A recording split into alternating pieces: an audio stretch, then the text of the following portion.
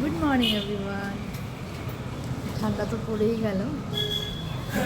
যে মানুষ রোদ্দুতা পায় না কখনো, সে মানুষ রোদ্দুতা পাচ্ছে। কি বলবো, মানুষ বড়ই স্বার্থপর, তাই না? যখন আমাদের গরমের সিজন থাকে তখন আমরা রোদ্দুটাকে অ্যাভয়েড করে যাই, আর যখনই ঠান্ডার সিজন চলে আসে তখন আমরা রোদ্দুকে খুঁজতে থাকি। তো আমার মতো কে কে আছো? আসল কথা কি, আমি আগেও রোদ্দু ভীষণ অতটা তাপাতাম না। ঠান্ডা দিন হলে হয়তো বসতাম, তার কারণ কি, আমি রোদে বসলেই ভীষণ মাথা যন্ত্রণা করে, তার জন্য আমি রোদে খুব কমই বসি। বাট এখন এই জিনিসটা আমার হয় না, যার জন্য রোদ্রে আমি বসতে পারি। তাই ভাবলাম তোমাদের সাথে একটু শেয়ার করি। এখন এমন হয় রোদ্দুর থেকে আর উঠতে ইচ্ছা করে না। আমার মতো কে কে আছে বলে?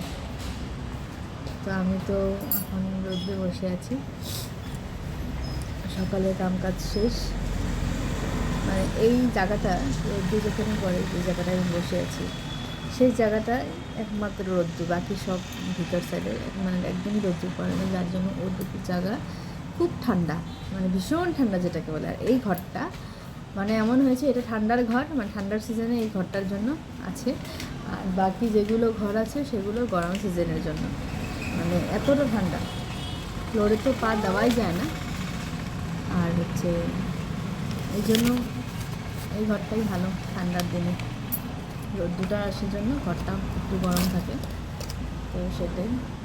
তো চলো, আবার পরে দেখা হবে। বাই।